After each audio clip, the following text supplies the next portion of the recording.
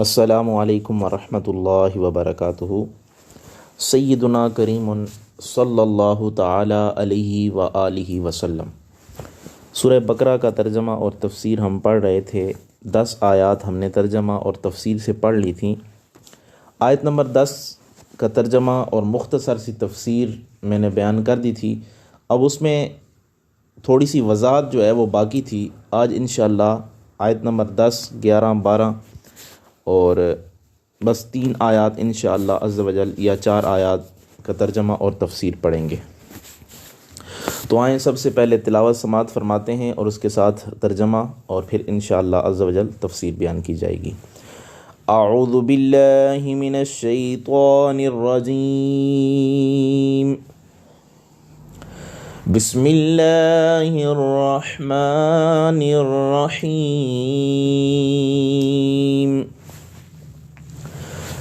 فی قلوبہم مرض فزادہم اللہ مرضا ولہم عذاب علیم بما کانوا یکذبون۔ ان کے دلوں میں بیماری ہے، پھر بڑھا دی اللہ نے ان کی بیماری اور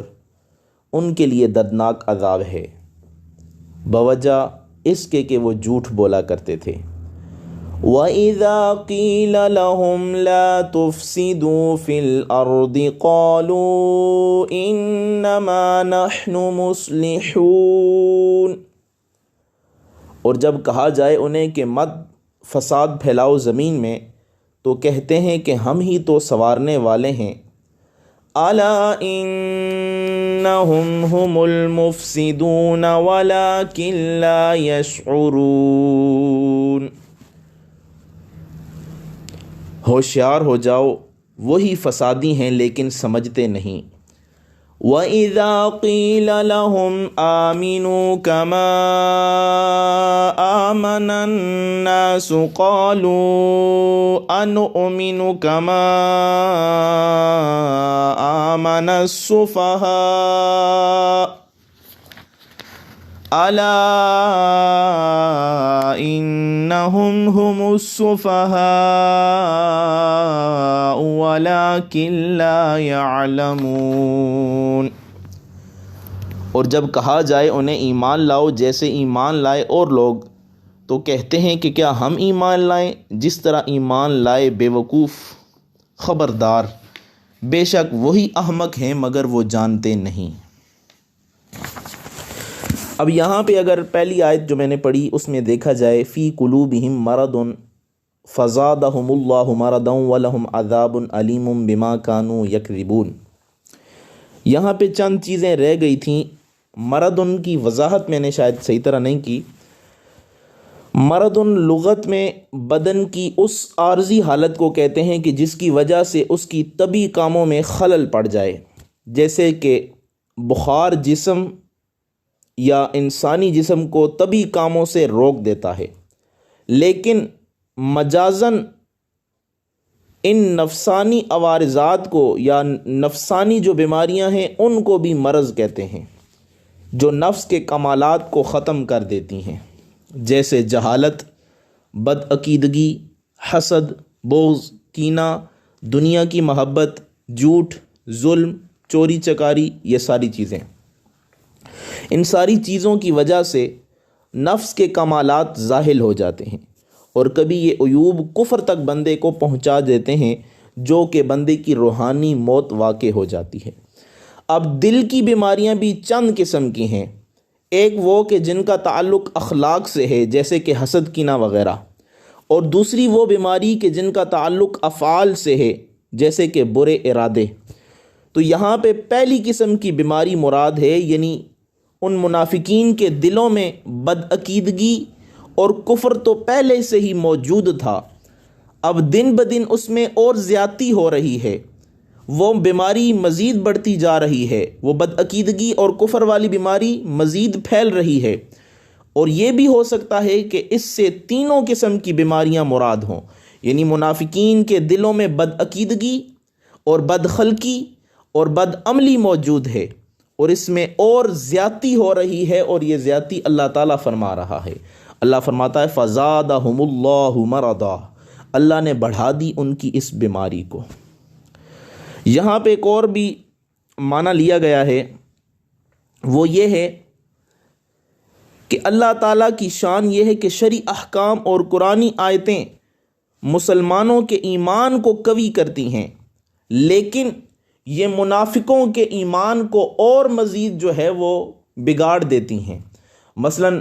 اوائل اسلام میں جب حضور علیہ الصلاۃ والسلام نے شروع میں لوگوں کو کلمہ پڑھایا تو یہ مسلمانوں نے کلمہ پڑھ کے دائرہ اسلام میں اپنا قدم رکھ لیا۔ اب منافقین نے زبان سے تو کلمہ پڑھ لیا لیکن دل سے کلمہ نہیں پڑھا، تو اس وقت نہ نماز فرض تھی، نہ زکوٰۃ، نہ حج، نہ دیگر زیادہ احکام تھے۔ تو اس وقت جو احکام تھے کہ یعنی صرف کلمہ پڑھ کے توحید و رسالت کی گواہی دے کر بندہ دائرہ اسلام میں شامل ہو جائے، اب وہ منافقین زبان سے تو کلمہ پڑھ لیتے لیکن دل سے ان دو چیزوں کا انکار کرتے۔ لیکن جب اور آیتیں اتریں اور شرعی احکام نازل ہوئے، نماز کا حکم نازل ہوا، تو اب انہوں نے تین چیزوں کو جو ہے وہ جٹلانا شروع کر دیا۔ اسی طرح زکوٰۃ کا حکم آیا، حج کا حکم آیا، جہاد کا حکم آیا، جوں حکم آتے رہے، شریعت کے احکام زیادہ ہوتے گئے، اسی طرح ان کے دل میں ان تمام چیزوں کا انکار بڑھتا گیا۔ مطلب یہ ہے کہ وہ سب سے زیادہ سے زیادہ آسمانی چیزوں یا شرعی احکام کا انکار کرتے رہے، تو اس کے ذریعے اللہ تعالیٰ نے ان کی اس بیماری کو بڑھا دیا۔ یعنی پہلے وہ صرف ایک چیز کو جٹلایا کرتے تھے، اب وہ ہزاروں چیزیں اگر نازل ہوئی ہیں قرآن و کریم میں یا احادیث میں حضور علیہ الصلاۃ والسلام نے حکم دیا ہے، تو اب وہ سب کو جٹلانے لگے ہیں۔ تو اس کا مطلب یہ ہے کہ ان کے دلوں میں اللہ تعالیٰ نے اس بیماری کو یعنی انکار کرنے والی بیماری کو اللہ نے بڑھا دیا ہے۔ پھر یہی نہیں، پھر فرمایا وَلَهُمْ عَذَابٌ علیم، اور علیم کہتے ہیں دردناک عذاب کو۔ علیم کے معنی دردناک اور تکلیف دہ، کہ کفار کے عذاب کو عظیم فرمایا گیا تھا اور اب ان منافقین کے عذاب کو علیم کہا گیا ہے، اس لیے کہ بمقابلہ کفار کے مقابلے میں ان کو عذاب جو دیا جائے گا اس میں تکلیف زیادہ ہوگی، کیونکہ کافروں نے ایمان کی لذت بالکل نہیں چکھی تھی اور نور ایمانی ان کے ظاہری حواس تک بھی نہیں پہنچا تھا، انہیں خبر ہی نہ تھی کہ نماز میں کیا لطف ہے اور ایمان میں کیا بہار ہے۔ لیکن منافقین ایمان کے دروازے تک پہنچ چکے تھے، اس کی شیرینی اور اس کی مٹھاس ان کے تالو اور زبان میں لگ چکی تھی، پھر اس کے بعد وہ پھل نہ کھا سکیں گے تو ان کی اپنی محرومی پر بہت انہیں صدمہ ہوگا۔ جیسے کہ ایک شخص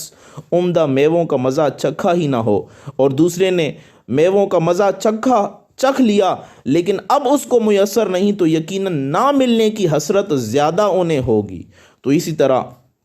یہ منافقین بھی محروم ہو چکے ہیں تو انہیں زیادہ حسرت ہوگی۔ اور دوسرا ایک قول یہ بھی ملتا ہے کہ انہیں اس طرح بھی ذلیل اور رسوا کیا جائے گا، سخت عذاب میں انہیں مبتلا کیا جائے گا۔ اور آگے فرمایا بما کانوا یکذبون، بوجہ اس کے کہ وہ جھوٹ بولا کرتے ہیں، اور اس کو یکذبون بھی پڑھا گیا کہ وہ جھٹلاتے ہیں، یعنی دین کو جھٹلاتے ہیں یا وہ جھوٹ بولتے ہیں۔ اب یہاں پہ یہ بھی جان لیں کہ جھوٹ تین طرح کے ہوتے ہیں، جھوٹ کی کئی قسم ہیں۔ ایک قول میں جھوٹ، یعنی ایسی خبر دینا کہ جو خلاف واقع ہو، جو واقع کے خلاف ہو، یہ ہے قول کا جھوٹ۔ دوسرا فعل میں جھوٹ، وہ اس طرح کے عمل قول کے خلاف ہو، یعنی کہے کچھ اور کرے کچھ۔ اور تیسرا عقیدے میں جھوٹ، وہ اس طرح کہ غلط عقائد اختیار کرے، مثلا خالق تو ایک ہے لیکن کسی کا عقیدہ ہو کہ خالق چند ہیں یا بہت سارے خالق ہیں، اور یہ عقیدے کا جھوٹ ہے۔ زبان سے تو ایک خالق کا اقرار کرے لیکن دل سے بہت سارے بتوں کو اس کا شریک ٹھہرائے، تو یہ جو ہے یہ عقیدے کا جھوٹ ہے۔ اور ہر جھوٹ برا ہے لیکن عقیدے کا جھوٹ سخت اور بہت ہی برا ہے۔ اور یہ منافق ہر طرح کے جھوٹ میں جو ہے وہ واضح پھنس چکے تھے، یعنی یہ تین طرح کے جھوٹ یا تین طرح کے جو عمل تھے ان کو منافقین نے جو ہے وہ اپنا لیا تھا۔ اور یہاں پہ ایک اور چیز بھی آپ یاد رکھیں کہ انبیاء سارے کے سارے گناہوں سے معصوم عن الخطا ہوتے ہیں، معصوم ہوتے ہیں، اللہ تعالیٰ ان سے گناہ سرزد ہونا ہی نہیں دیتا، انہیں گناہوں سے دور کر دیتا ہے، اور جھوٹ بھی ایک گناہ ہے، اور انبیاء جھوٹ سے بھی معصوم ہوتے ہیں۔ اور حضرت ابراہیم علیہ نبینا علیہ الصلوۃ والسلام کے متعلق جو آیا ہے کہ انہوں نے معاذ اللہ 3 جھوٹ بولے ہیں، یہاں جھوٹ نہیں کہنا، جو حدیث میں لفظ آئے ہیں وہاں جھوٹ نہیں بلکہ تعریض یا پھر وہاں توریہ کا نام لینا ہے، ٹھیک ہے، تا عین را یا دواد تعریض، یا پھر تا واو را یا ہا توریہ، یہ لفظ لینا ہے، یعنی زو معنی کلام بولنا۔ اس کا مطلب یہ ہے کہ دل میں معنی اور ہو، زبان پہ معنی اور ہو، یا بندہ کا کہنے کا مقصد اور ہو، جو کہنے والا ہے اس کے ذہن میں اس کا معنی اور ہو، لیکن جو سامنے سننے والا ہے اس کو جو ہے وہ اس کا دوسرا معنی اسے سمجھ آ رہا ہو۔ جیسے کہ حضرت ابراہیم علیہ الصلوۃ والسلام جب اپنی بیوی کو لے کر ایک جگہ پہنچے، وہاں پہ اس بادشاہ نے انہیں پکڑ لیا، اور اس بادشاہ کا معمول تھا کہ وہ خوبصورت لڑکیوں کے ساتھ جو ہے وہ بدفعلی کرتا تھا، برا کام کرتا تھا۔ تو اب اسے اگر پتہ چل جاتا کہ یہ اس کی بہن ہے تو پھر اس کے ساتھ کچھ بھی نہیں کرتا تھا۔ تو جب حضرت ابراہیم علیہ الصلوۃ والسلام اپنی بیوی کو لے کے وہاں سے گزرے تو اس نے کہا کہ یہ کون ہے؟ تو حضرت ابراہیم علیہ الصلوۃ والسلام نے فرمایا یہ میری بہن ہے۔ تو وہ سمجھا کہ شاید اس کی سگی بہن ہے، لیکن حضرت ابراہیم علیہ الصلوۃ والسلام نے دل میں اسلامی بہن، یعنی جیسے اسلام مسلمان آپس میں بھائی بھائی ہوتے ہیں تو وہ اسلامی بہن مراد لی۔ اسی طرح ایک اور واقعہ ملتا ہے کہ سیدنا صدیق اکبر جب حضور علیہ الصلوۃ والسلام کو لے کر جا رہے تھے تو راستے میں کسی نے پوچھا، اور سارا معاشرہ جو ہے وہ حضور علیہ الصلوۃ والسلام کا جو ہے وہ دشمن بنا ہوا تھا، قتل کرنے کے در پہ تھا۔ تو سیدنا صدیق اکبر سے ایک شخص نے راستے میں پوچھا کہ یہ آپ کے ساتھ کون ہیں؟ تو آپ نے فرمایا یہ میرے ہادی ہیں۔ تو وہ سمجھا کہ شاید یہ راہ دکھانے کے لیے آگے جا رہے ہیں، لیکن سیدنا صدیق اکبر نے یہاں پہ جو ہادی کا معنی مراد لیا وہ یہ تھا کہ یہ مجھے دنیا کا راستہ بھی دکھاتے ہیں اور آخرت کا راستہ بھی دکھاتے ہیں، یعنی مجھے اللہ کی طرف لے کے جانے والے ہیں۔ تو یہاں پہ اس بات کا خیال رہے کہ جب انبیاء کے بارے میں اس طرح کی چیزیں اگر آپ کو کہیں پڑھنے کو ملیں تو وہاں پہ جھوٹ کا یا کسی بھی گناہ کی نسبت جو ہے وہ انبیاء کی طرف نہیں کرنی، کیونکہ وہ معصوم عن الخطا ہوتے ہیں۔ اور ایک اور بات بھی یاد رکھنی چاہیے کہ وہ کون سی صورتیں ہیں کہ جہاں پہ جھوٹ بولنے کی اجازت ہے۔ 2 مسلمان اگر آپس میں جھگڑ پڑیں، ان دونوں کے درمیان صلح کرانے کے لیے جھوٹ بولا جا سکتا ہے، بیوی کو راضی کرنے کے لیے جھوٹ بولا جا سکتا ہے، اور تیسرا جہاد کے موقع پر ضرورتاً جھوٹ بولا جا سکتا ہے۔ اگلی آیات میں اگر دیکھا جائے، اگلی آیت میں اللہ تعالیٰ فرماتا ہے وَإِذَا قِيلَ لَهُمْ لَا تُفْسِدُوا فِي الْأَرْضِ قَالُوا إِنَّمَا نَحْنُ مُصْلِحُونَ، اور جب کہا جائے انہیں کہ مت فساد پھیلاؤ زمین میں تو کہتے ہیں ہم ہی تو سنوارنے والے ہیں۔ وَإِذَا، اور جب قِيلَ کہا جاتا ہے لہم ان سے، لا تفسدوا فی الارض، لا تفسدوا فساد نہ پھیلاؤ، فی الارض زمین میں، قالو کہتے ہیں انما ہم، نحن مصلحون ہم ہی تو ہیں اس کو سنوارنے والے۔ اب یہاں پہ بتایا جا رہا ہے کہ اگر کفار سے کہا جائے کہ تم زمین میں فساد برپا نہ کرو تو وہ آگے سے بہانہ یہ بناتے ہیں کہ ہم فساد کرنے والے نہیں بلکہ ہم تو زمین کی اصلاح کرنے والے ہیں۔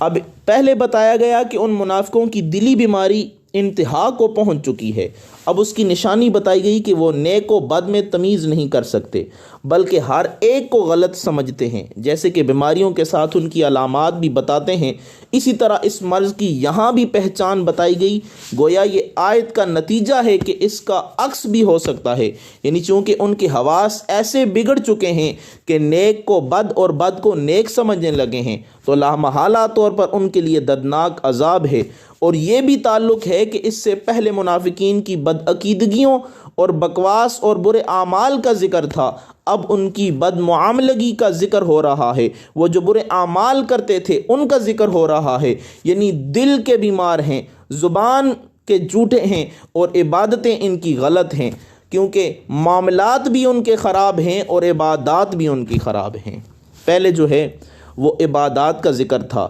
اب جو ہے وہ معاملات کا ذکر ہے، کیونکہ عبادات ان کو کہتے ہیں کہ جن کا تعلق رب سے ہو، جیسے نماز، روزہ، حج، زکوٰۃ وغیرہ، اور جن کا تعلق بندوں سے ہو انہیں معاملات کہتے ہیں، جیسے تجارت، آپس میں لین دین اور دیگر برتاؤ۔ تو یہ تمام منافقین جو ہے وہ ہر عمل میں جو ہے وہ کھوٹے تھے، یعنی ہر عمل میں ان کی خرابی موجود تھی۔ جس طرح وہ عقیدہ کے اعتبار سے برے تھے، اسی طرح وہ عمل کے اعتبار سے بھی برے تھے، وہ اخلاق کے اعتبار سے بھی برے تھے، عمل کے اعتبار سے بھی برے تھے۔ یہاں پہ انہیں فرمایا گیا لا تفسدو، یہ فساد سے بنا ہے جس کا معنی بگڑنا ہے، یعنی کسی چیز کا اعتدال سے نکل جانا اور نفع کے قابل نہ رہنا۔ اس کا مقابل ہوتا ہے صلاح، یعنی جس کا معنی سنورنا یا نفع کے مقابل ہونا۔ اب فساد اور صلاح میں بہت گنجائش ہے۔ نفس کا فساد، دو شخصوں کا فساد، ہر شہر کا فساد، اور کسی خاص ملک کا فساد، اور ساری زمین کا فساد۔ اب یہاں پہ انہیں یہ نہیں فرمایا گیا کہ دو شخصوں میں فساد برپا نہ کرو، یا شہر میں فساد برپا نہ کرو، یا کسی خاص ملک میں فساد برپا نہ کرو، بلکہ فرمایا لا تفسدوا فی الارض، پوری زمین میں فساد برپا نہ کرو، پوری زمین میں فساد نہ پھیلاؤ۔ یہ بتایا یہاں آخری فساد مراد ہے۔ تو منافقین سے کہا جا رہا ہے کہ اگر تم خود بگڑے ہوئے ہو تو اوروں پر تو مہربانی کرو، اللہ کی زمین میں فساد نہ پھیلاؤ، جس سے معلوم ہوتا ہے کہ منافقین کی بیماری متعدی ہے، یعنی پھیلنے والی تھی۔ اب یہاں فساد سے کیا مراد ہے، اس میں بھی چند قول ہیں۔ حضرت سیدنا عبداللہ بن عباس رضی اللہ تعالیٰ عنہ اور دیگر صحابہ فرماتے ہیں یہاں فساد سے مراد اعلانیہ گناہ کرنا ہے، کیونکہ اعلانیہ گناہ سے خدا کی رحمتیں بند ہو جاتی ہیں، عذاب نازل ہوتا ہے، قتل و غارت اور دیگر چوری چکاری وغیرہ یہ شروع ہو جاتی ہیں۔ چونکہ وہ منافقین، وہ لوگ موقع پا کر اعلانیہ گناہ بھی کرتے تھے، اور اس سے ان کو روکا گیا کہ خیال رہے کہ صحابہ حضور کی فیض صحبت سے ایسے منج چکے تھے، ایسے اپنے دلوں کو حضور کا گرویدہ کر چکے تھے، اولاً تو وہ گناہ کرتے ہی نہیں تھے، اگر کبھی کوئی گناہ سرزد ہو جاتا تو چھپانے کی کوشش نہیں کرتے تھے، بلکہ بارگاہ نبوی میں آ کر اس گناہ کا اقرار کر لیتے تھے، جب تک سزا نہیں لیتے تھے اس دربار سے ہٹتے نہیں تھے۔ یہاں تک کہ صحابہ آتے تھے، یا رسول اللہ کہ ہم نے زنا کر لیا ہے، ہم سے یہ فعل ہو گیا ہے، اللہ سے دعا کریں کہ اس کے معاملے میں، اس بارے میں جو بھی شرعی حکم ہے وہ جلدی نازل ہو جائے۔ بعدوں کو سنسار کیا گیا، بعدوں کو کیا کیا گیا، یہ اگر آپ تمام احادیث کا جائزہ لیں تو بہت سارے صحابیات بھی ایسی ہیں جو حضور کی بارگاہ میں آئیں کہ یا رسول اللہ مجھ سے یہ عمل ہو گیا ہے، یہ گناہ ہو گیا ہے، اس کا کفارہ کیا ہے مجھے وہ بتا دے۔ تو یہاں پہ منافقین کو بتایا جا رہا ہے کہ منافق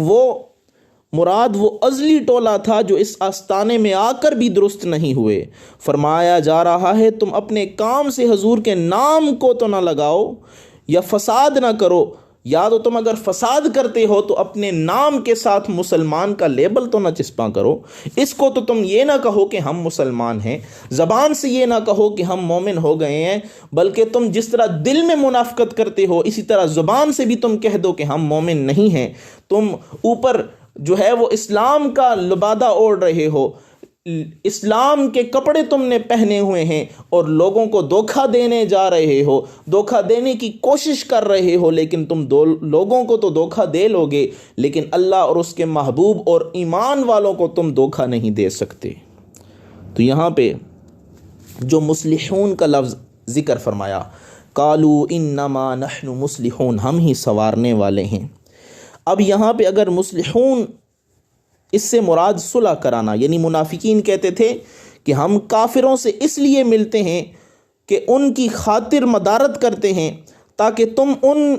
کے ساتھ اور ان کی تمہارے ساتھ صلح قائم رہے اور مدینہ پاک کی زمین خون سے رنگین نہ ہو۔ اور اے مسلمانوں، تمہاری کوشش یہ ہے کہ تم یہاں لڑائی جھگڑے کرتے ہو، مطلب تم جہاد کرتے ہو، قتال کرتے ہو، لہٰذا ہم مصلح ہیں، تم مصلح نہیں ہو، یعنی ہم اصلاح کرنے والے ہیں، تم اصلاح کرنے والے نہیں ہو، کہ تم اگر اصلاح کرنے والے ہوتے تو تم ایسا نہ کرتے، بلکہ تم کفار کے ساتھ بھی مل کر رہتے، لیکن تم تو کفار کے ساتھ ساتھ جہاد کرتے ہو، ان کے ساتھ قتال کرتے ہو۔ تو یہاں پہ بتایا جا رہا ہے کہ ان کا ظاہری طور پر ان کی حالت ایسی تھی کہ وہ اپنے آپ کو درست سمجھ رہے تھے اور مومنوں کو جو ہے وہ غلط سمجھ رہے تھے۔ حالانکہ اگر ایک مثال سے آپ کو میں سمجھاتا چلوں، ایک شخص بیمار ہو جائے اور اسے ڈاکٹر کہے کہ آپ کا عضو جو ہے بازو وغیرہ گل گیا ہے، اگر اسے نہ کاٹا جائے تو دوسرے اعضاء کے گلنے کا بھی اندیشہ ہے۔ اب ایک طبیب حاذق اس کو کاٹنا چاہے اور وہ خود مریض بے وقوف اس سے بچے اور کہے کہ عضو کا کاٹنا جسم کو فاسد کرتا ہے، میں تو اصلاح چاہتا ہوں، ہر عضو کو اپنے حال پر ہی رہنے دوں گا۔ اگرچہ بظاہر طبیب جسم کو بگاڑ رہا ہے، وہ بیمار اس فساد سے بچنا چاہتا ہے، لیکن در حقیقت طبیب مصلح ہے اور مریض مفسد ہے،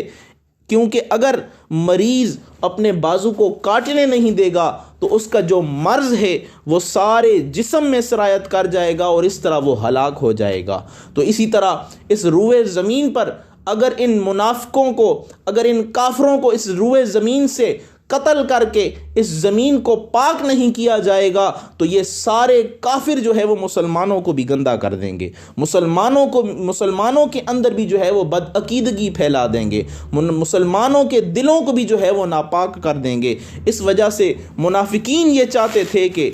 مومن جو ہیں وہ کفار کے ساتھ بھی دوستی کریں، ان کے ساتھ ملتے رہیں، ان کے ساتھ جس طرح مسلمان ایک دن نماز پڑھیں اور کافروں کے ساتھ ایک دن جا کے ان کے بتوں کی پوجا کریں۔ تو ایسا ہونا نہیں تھا۔ اس وجہ سے وہ منافق یہ سمجھتے تھے کہ مومن دنیا میں فساد کرنے والے ہیں، جہاد کرنے والے ہیں، قتال کو یا جہاد کو وہ جو ہے وہ مفسد سمجھتے تھے، لیکن اصل میں جو مصلح تھے وہ مسلمان ہی تھے، اور جو مفسد تھے، زمین میں فساد برپا کرنے والے تھے، وہ صرف منافقین ہی تھے۔ آگے پھر اللہ تعالیٰ نے ارشاد فرمایا وَإِذَا قِيلَ لَهُمْ، آگے فرمایا أَلَا إِنَّهُمْ هُمُ الْمُفْسِدُونَ وَلَكِنْ لَا يَشْعُرُونَ، ہوشیار ہو جاؤ، وہی فسادی ہیں لیکن سمجھتے نہیں ہیں۔ اب یہاں پہ انہیں بتایا جا رہا ہے فسادی تم ہی ہو لیکن تمہیں اس کا علم نہیں ہے۔ فساد تمہارے اندر اتنا آ چکا ہے، تمہارے دلوں میں وہ مرض اتنا بڑھ چکا ہے کہ اب جو بیماری تمہیں لگی ہوئی ہے تم سمجھتے ہو کہ ہم ہی ٹھیک ہیں، باقی سارے کے سارے غلط ہیں۔ آگے اللہ تعالیٰ نے ارشاد فرمایا وَإِذَا قِيلَ لَهُمْ آمِنُوا كَمَا آمَنَ النَّاسُ قَالُوا أَنُؤْمِنُ كَمَا آمَنَ السُّفَهَاءُ، اور جب کہا جائے انہیں ایمان لاؤ جیسے ایمان لائے اور لوگ، تو کہتے ہیں کہ کیا ہم ایمان لائیں جس طرح یہ لائے ہیں ایمان بے وقوف۔ أَلَا إِنَّهُمْ هُمُ السُّفَهَاءُ وَلَكِنْ لَا يَعْلَمُونَ، انہیں کہا جا رہا ہے خبردار، بے شک وہی احمق ہیں، یعنی وہ منافقین ہی احمق ہیں، مگر وہ جانتے نہیں ہیں، انہیں علم نہیں ہے۔ اب یہاں پہ اگر اس آیت میں دیکھا جائے تو اس کا تعلق پچھلی آیت سے چند طرح سے ہے، کیونکہ اس سے پہلے منافقین کی دو قسم کی برائیاں بیان کی گئی ہیں، اب تیسری قسم کی برائی جو ہے وہ بیان کی جا رہی ہے۔ اس طرح کی پہلی آیت میں بتایا گیا تھا کہ مسلمان منافقین کو فساد سے منع کرتے ہیں اور وہ مانتے نہیں ہیں، اب بتایا جا رہا ہے کہ مسلمان ان کو حقیقی ایمان کی طرف بلاتے ہیں اور وہ یہ بھی نہیں مانتے، چونکہ مکمل تبلیغ یہی ہے کہ گمراہ کو برائی سے روکا جائے اور بلائی کی طرف بلایا جائے، نیکی کی طرف بلایا جائے۔ گویا مسلمانوں کی تبلیغ کا ایک حصہ یعنی برائی سے روکنا پہلے ذکر ہوا، اور دوسرا حصہ یعنی حقیقی ایمان کی دعوت دینا اب ذکر ہو رہا ہے۔ تو اس میں مسلمانوں کو تبلیغ کا طریقہ بھی سکھایا جا رہا ہے اور یہ بھی بتایا جا رہا ہے کہ برائی سے بچانا بلائی کرانے پر مقدم ہے، چونکہ فساد سے باز رہنا حقیقی ایمان کی شرط ہے، اس لیے پہلے اس کو بیان کیا گیا ہے کہ ان کو نیکی کی طرف بلایا جائے، پھر ان کو جو ہے وہ برائی سے روکا جائے۔ اب یہاں پہ اللہ تعالیٰ نے ارشاد فرمایا وَإِذَا قِيلَ لَهُمْ، اور جب کہا جاتا ہے انہیں آمنو ایمان لے آؤ کما آمن الناس، جس طرح لوگ ایمان لے آئے ہیں۔ اب یہاں پہ انہیں جب کہا جاتا ہے ایمان لے آؤ تو وہ کہتے ہیں کہ ہم ایمان لے آئیں ان بے وقوفوں کی طرف، جس طرح کے وہ بے وقوف لوگ ایمان لے آئے ہیں۔ یعنی یہاں پہ الناس سے مراد حضور علیہ الصلاۃ والسلام کے صحابہ ہیں، اور ناس سے مراد کوئی عام صحابہ نہیں، حضور کے سارے صحابہ جو ہے وہ خاص ہیں، لیکن خاصوں میں بھی خاص جو خلفائے اربعہ ہیں، یعنی پہلے خلیفہ سیدنا صدیق اکبر، دوسرے خلیفہ حضرت سیدنا فاروق اعظم، تیسرے خلیفہ حضرت سیدنا عثمان غنی، اور چوتھے خلیفہ حضرت سیدنا علی المرتضیٰ کرم اللہ تعالی وجہہ الکریم ہیں۔ تو انہیں بتایا جا رہا ہے کہ اے منافقو، اگر تم نے ایمان لانا ہے تو سیدنا صدیق اکبر جیسا ایمان لاؤ، جنہوں نے حضور علیہ الصلاۃ والسلام کی ذات پہ اپنی ہر چیز لوٹا دی، اپنا تن من دن لوٹا دیا، اپنے گھر کا سارا مال لوٹا دیا، اور حضور علیہ الصلاۃ والسلام سے سچی محبت کرتے ہیں۔ منافقوں کو کہا گیا کہ اگر تم نے ایمان لانا ہے تو ایسے ایمان لاؤ جیسے فاروق اعظم ایمان لے کے آیا ہے۔ اب انہیں بتایا جا رہا ہے اے منافقو، اگر تم نے ایمان لانا ہے تو ایسے ایمان لاؤ جیسے سیدنا عثمان غنی ایمان لے آئے ہیں، کہ جنگوں میں حضور علیہ الصلاۃ والسلام کی مدد کرتے رہے ہیں، جب بھی مال کی ضرورت پڑی ہے مال پیش کیا، جب جان کی ضرورت پڑی ہے تو جان پیش کی۔ اے منافقو، تم نے ایمان لانا ہے تو سیدنا علی المرتضیٰ کی طرح ایمان لاؤ، جب بہادری کی ضرورت پڑی تو انہوں نے بہادری پیش کی، جب مال کی ضرورت پڑی تو مال پیش کیا، جب جان کی ضرورت پڑی تو جان بھی پیش کر دی، جب بچوں کی ضرورت پڑی تو اپنے بچے بھی دین اسلام کے لیے وقف کر دیے۔ اے منافقو، اگر تم نے سچا مومن بننا ہے یا خالص مومن بننا ہے تو ان صحابہ کی طرح ایمان لے آؤ۔ اب وہ اتنے راہ راست سے بھٹکے ہوئے تھے، وہ ان خالص صحابہ کو، ان اولین جو صحابہ میں سے ہیں، جو سب سے عام رتبے والے ہیں، جو تمام اس پورے معاشرے میں جو مشہور تھے، حضور علیہ الصلاۃ والسلام کے 4 یار جو اس زمانے میں بھی سب سے زیادہ مشہور تھے، ان کے بارے میں یہ کہنے لگے انؤمن کما آمن السفہاء، کیا ہم ایمان لے آئیں جس طرح کہ وہ بے وقوف ایمان لاتے ہیں۔ اب یہاں مومنوں کو بے وقوف کہنے کی بھی چند وجوہات ہیں۔ ایک تو وجہ یہ تھی کہ حضور علیہ الصلاۃ والسلام کے جتنے بھی صحابہ تھے وہ سارے تقریباً غریب تھے، اور یہ منافقین بڑے امیر تھے اور پڑھے لکھے تھے، اور یہ سمجھتے تھے کہ اگر مومن سچے ہوتے تو ان کے پاس مال و دولت ہوتا، ان کے پاس مال و دولت نہیں ہے، لہٰذا وہ بے وقوف ہیں، ہمارے پاس مال و دولت ہے، ہم جو ہیں وہ عقل والے ہیں۔ اور دوسرا یہ بتایا گیا کہ منافقین کے خیال میں دنیاوی راحتیں یقینی تھیں اور دینی فائدے یعنی جنت اور وہاں کی نعمتیں محض ایک خیال اور وہم تھا۔ تو اس وجہ سے انہوں نے دنیا کے فائدے کو سوچا اور دنیا کے فائدے کو جلد حاصل کرنا چاہا، اور انہیں یہ یقین نہیں تھا کہ جو آخرت میں یا جو جنت میں نعمتیں ملنے والی ہیں وہ پتہ نہیں ملیں گی